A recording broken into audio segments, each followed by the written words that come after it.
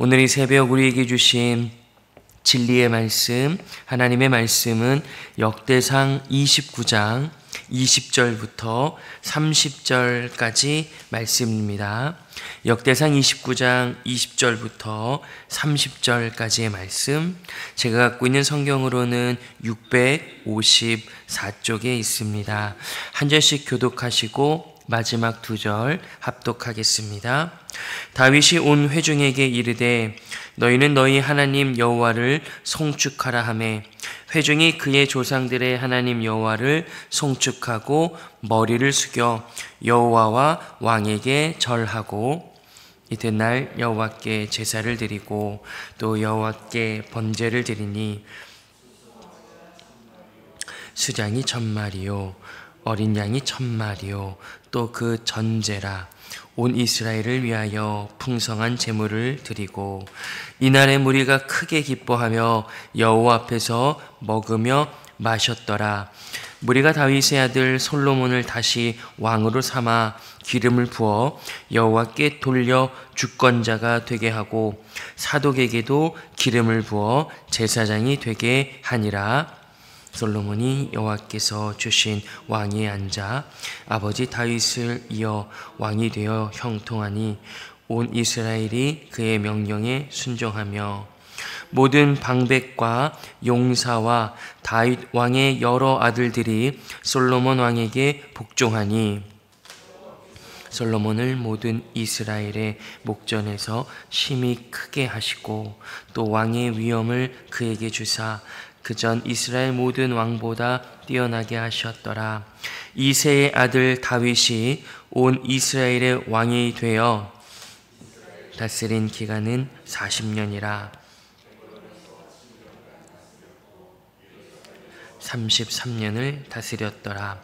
그가 나이 많아 늙도록 부하고 존귀를 누리다가 죽음에 그의 아들 솔로몬이 대신하여 왕이 되니라.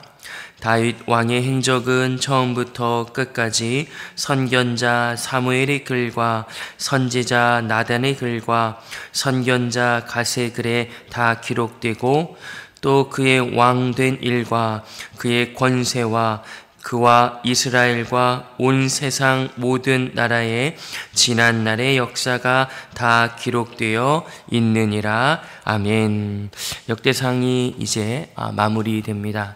역대상의 시작은 우리가 잠깐 역대상 1장으로 다시 한번 가보시면 아시겠지만 족보로 시작됩니다. 아담, 셋, 에노스 이런 식으로 이스라엘 백성들의 역사, 남유다 하나님께서 택하시고 시작하게 하신 그 민족 나라가 어느새 갑자기 들어왔거나 우연히 나타난 민족과 백성이 아니라 하나님께서는 처음부터 아담을 통해서 계획하신 하나님의 민족이고 하나님의 택한 백성들이라는 것에 대한 그 자아의 정체성, 민족의 정체성에 대해서 확고히 다져가는 책이 이 역대상하입니다. 역대상을 마무리할 때에 다윗이 29장 전에 온 회중을 모으고 하나님께서 다윗에게 허락해 주신 그 성전을 건축하는 데에 준비하는 과정들, 그리고 그 모든 준비가 마치고 이제 하나님 앞에 모든 사람들을 모아서 하나님 앞에 예배하고 찬송하는 모습이 이제 기록되어 있습니다. 20절 말씀 한 번만 더 읽어보겠습니다. 다윗이 온 회중에게 이르되 너희는 너희 하나님 여호와를 송축하라 하매 회중이 그의 조상들의 하나님 여호와를 송축하고 머리를 숙여 여호와와 왕에게 절하고 아멘. 모든 총회가 이제 마칩니다. 성전을 건축할 여러 재료들과 자재들, 그리고 또 설명되어진 것처럼 그 아름다운 설계도들이 이제 다 준비되어져서 이제 다음 왕인 솔로몬에게 전달되고 준비됩니다. 다윗의 마음속에는 어쩌면 섭섭함 혹은 아쉬움들이 있을지 모르겠습니다. 자신의 임무를 다 마치고 다음 순번, 다음 사람에게 그것들을 인계하고 또 전달하는 것은 웬만한 실력을 갖지 않고서는 사실 잘 감당하기 어려운 일입니다. 그 마음속에는 아마도 하나님에 대한 기쁨과 충만함들이 넘쳤던 것 같습니다. 그래서 내가 참 많이 수고했습니다. 사실 내 마음에 아쉬움이 있습니다. 뭐 이런 나눔과 고백이 있기보다는 온 회중들에게 선포하고 명령합니다. 하나님을 송축합시다.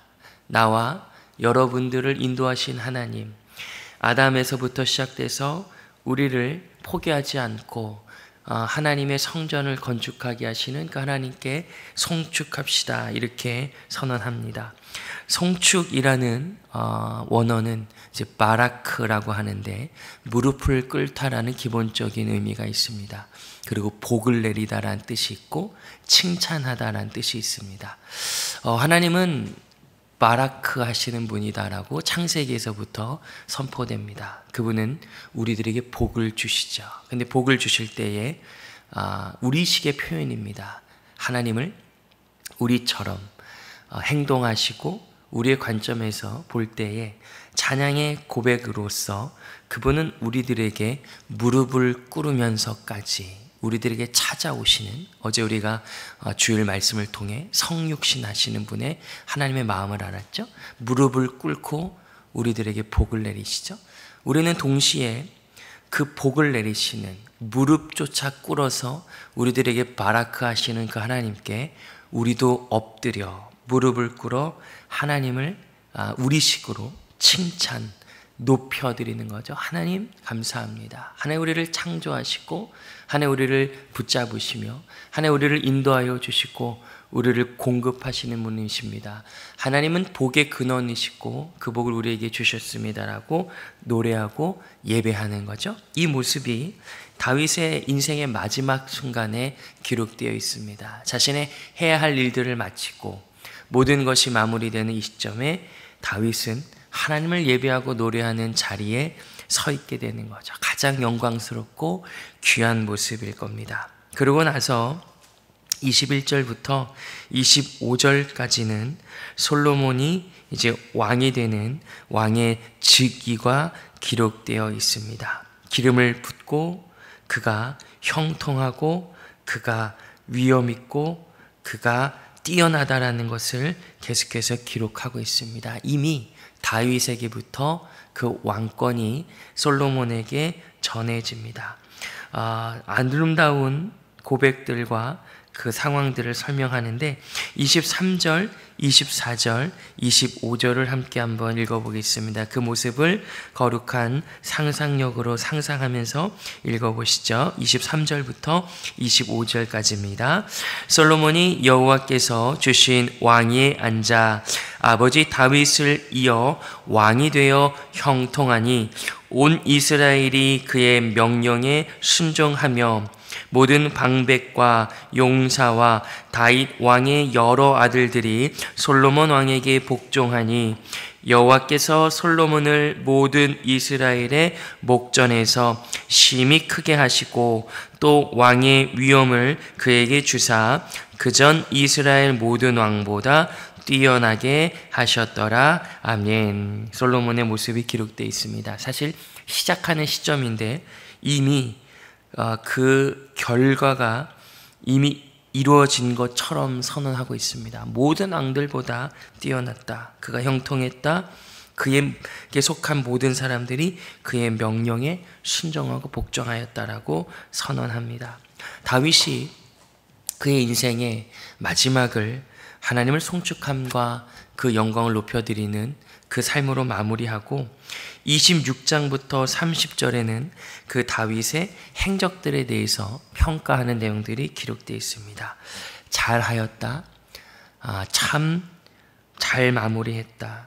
그가 참으로 수고했다. 하나님의 평가와 하나님의 위로와 격려들이 기록되어 있습니다. 오늘 본문을 통해서 우리는 이 본문이 이스라엘의 왕의 승계, 그 왕으로서 나타나는 이 땅의 만왕의 왕이신 예수 그리스도의 왕되심, 그분의 평강과 그 사랑의 다스림을 그 영광을 엿볼 수 있는 본문입니다. 우리는 그 은혜 안에서 신앙을 영위하고 믿음의 생활들을 하는데, 이 본문을 통해서 예수의 영광, 그 만왕의 왕이신 주님을 바라보고 그것을 감격해야 하는 것이 일단 1차적인 우리의 신앙의 기본 자세일 것입니다. 하지만 동시에 이 모습을 보면서 우리는 표면적으로 우리의 살갗에 느껴지는 현실적인 우리 신앙의 모습에 대해서 스스로 돌아보고 다짐해 볼 필요가 있겠다라는 생각이 듭니다. 이 본문을 주석한 어떤 한 주석가의 내용을 한번 읽어드리겠습니다. 다윗 왕이 이제 솔로몬에게 무엇인가를 전해주고 물려주었는데, 자녀에게 남기는 돈이나 권력보다는 그들에게 전해주는 영적 유산이 훨씬 소중하다. 당신의 자녀는 어떤 영적 유산을 받을 것인가? 오늘 당신은 어떤 구체적인 방법으로 그 유산을 전해줄 준비를 하고 있는가? 이렇게 주석가가 이 본문에 대해서 우리들에게 질문하고 도전하는 메시지를 읽어보았습니다. 다윗이 솔로몬에게 모든 것을 전수해 줬습니다. 성전을 건축하는 자재, 설계도, 사람들, 그것들이 참 귀하고 유익합니다. 디모데전서 4장 8절에 보니까 육체의 연단은, 눈에 보여지는 준비는, 환경은, 조건은 약간의 유익이 있으나, 이게 유익이 있는데 약간의 유익이 있는 거죠. 경건은 하나님 앞에 예배하는 삶, 하나님 앞에 믿음의 씨름을 하는 삶, 범사에 유익하니 금생과 내생의 약속이 있느니라. 이렇게 바울이 디모데에게 고백하고 권면하는 내용이 있습니다. 다윗은 솔로몬에게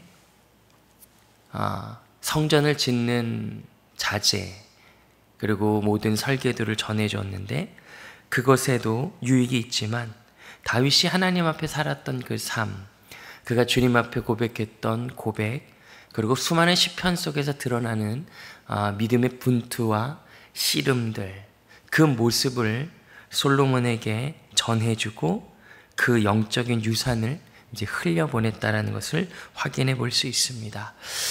우리는 솔로몬의 왕의 업적도 알고 있습니다. 그것은 그 다음에 솔로몬의 영역에서 확인할 필요가 있고, 우리는 오늘은 다윗의 입장에서 그가 그의 영적인 유산을 솔로몬에게 전해준 모습을 보면서 우리를 되돌아보고 하루하루를 살아갈 때에 정말로 우리들에게 허락해 주시는 자녀에게 어떤 영적 유산을 물려줄 것인가라고 스스로에게 질문해 보고 있습니다. 누군가 우리에게 물어볼 때에 당신은 당신의 아들, 당신의 딸, 당신의 딸과 그 아들, 그리고 그 후대에 보여지는 돈과 정보와 권력과 힘이 아니라 어떠한 영적인 유산을 물려줄 것인가 라는 질문 앞에 우리가 답해야 될 것입니다.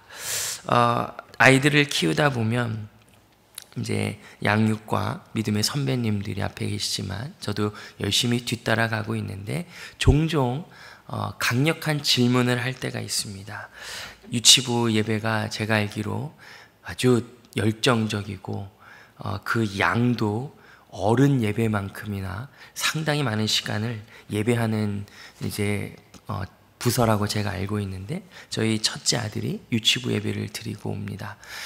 기도하는 모습도 사진 찍어서 보내주시는데, 집에서는 뭐 기도를 막 안 하려고 합니다. 뭐 기도를 하겠습니까? 막 밥 먹고 막 장난치고 제가 기도하면 딴짓하고 그러는데, 유치부 예배 때는 어느새 무릎까지 꿇고 그렇게 기도하는 사진도 보내서 막 목사님께 감사하고 그러는데, 아마 설교를 들었던 것 같아요. 아빠, 하나님 어디에 계신 거야? 하나님은 우리 마음에 계셔. 어디든 계시지? 성령님은 누구셔? 성령님도 하나님이셔. 성령님은 어디 계신 거야? 성령님 너의 마음속에 있어. 사실 제가 목사로서 물질을 사용하고 시간을 사용해서 수년간의 신학을 또 공부하기도 하고 나름대로 성경을 읽고 설명하고 선포하는 이런 시간 속에 있는데 자녀의 그 엄청난 질문 앞에 잘 설명을 선뜻 해주기가 어렵습니다. 앉아봐라 하고 뭐 조직신학책을 꺼내서 설명해 줄 수도 없고요. 너무 어렵다는 것을 참 제가 부족하다는 것을 깨닫게 됐습니다. 자녀들이 영적인 유산에 대해서 관심을 갖고 우리들에게 질문할 때에 답해 줘야 하고 우리는 준비되어야 하겠다는 생각이 듭니다. 그래서 여러분들에게 실제적으로 권면하고 부탁드리는 부분은 두 가지의 측면을 준비되어야 되겠다는 생각이 듭니다. 딱딱할 수 있지만 우리들에게 주어진 환경 속에서 우리가 무엇을 믿는가, 교리적인 측면을 준비해야 하겠습니다. 우리가 무엇을 믿는가라는 질문에 가장 기본적인 답은 신앙 고백 사도신경입니다. 다른 신경도 우리에게 주어진 것도 있고 또 기독교 서점이나 여러 서적에 가시면 가장 기본적인 교리적인 책들이 있습니다. 목회자들 그리고 신학 교수들의 책임과 또 본분이지만 자녀들에게 그 영적인 유산을 물려주기 위해서는 부모가 공부를 해야 합니다. 때문에 그 공부에 여러분들이 힘을 써야 하는 것이죠. 그리고 동시에 딱딱한 교리적인 부분들도 준비해야겠지만 하나님과의 아름다운 이야기들을 간직하고 언제든지 얘기해 줄 준비가 돼 있어야 됩니다. 아빠, 이럴 땐 어떻게 해야 돼? 내가 하나님과 기도하면서 아빠는 그런 시간들을 지나왔는데 엄마는 그런 시간들을 지나왔는데 엄마는 사실 이럴 때 실수했어. 내 하나님께서 이렇게 응답해 주셔서 이런 일들이 일어났어. 너도 하나님 앞에 한번 나아가 볼래? 라고 자신의 이야기, 하나님과 자신만의 이야기를 자녀에게 들려줄 준비가 우리에겐 필요합니다. 교리적인 부분과 하나님과의 자신만의 이야기, 이 균형을 우리가 가지면서 살아갈 때에 자녀에게 이 놀라운 영적인 유산을 물려줄 수 있는 거죠. 부모는 자녀가 자기보다 잘 되기를 바라는 유일한 존재입니다. 이 세상에서 강력한 힘이 여러 가지가 있는데 권력을 향한 인간의 마음과 또 이성을 향한 그 열정적인 사랑, 그리고 사실 그것과는 비교할 수 없을 만큼 제가 느끼기에는 가장 강력한 힘이 뭐냐면 자녀를 향한 부모의 마음이라고 저는 생각하고 있습니다. 그래서 자녀만큼은 나보다 잘 되기를 바란다는 마음, 이건 어디서 있을 수 없는 마음인데 그 마음이 생기죠. 자녀가 우리가 넘어졌던 그 자리에서 넘어지지 않기를, 우리가 실패했던 그 자리에서 넘어지지 않고 오히려 그것을 발판 삼아 믿음의 길들을 한 걸음 한 걸음 나아가기를 우리가 원하죠. 영적인 유산을 물려주기를 원하고 그들이 우리보다는 하나님을 갑절이나 사랑하기를, 하나님 앞에 그 인생을 최대한 빨리 송두리째 내어드리기를 우리가 바라죠. 그것을 위해서 우리는 준비해야 하고 그들을 사랑하고 그들을 위해서 기도해야 된다고 오늘 본문은 말해주고 있습니다. 여러분들에게 말씀을 근거하여 권면하고 부탁드립니다. 자녀에게 영적인 유산을 물려주십시오. 다른 것을 다 물려주고 누군가가 우리 자녀들에게 당신의 아버지가 당신에게 영적인 유산으로 물려준 게 무엇입니까? 라고 질문했을 때 우리 아버지가 우리에게 땅을 물려줬습니다. 제 아버지가 저에게 건물을 줬습니다. 차도 줬고요. 알고 보니까 놀라운 연금도 부어놓으셨답니다. 감사합니다.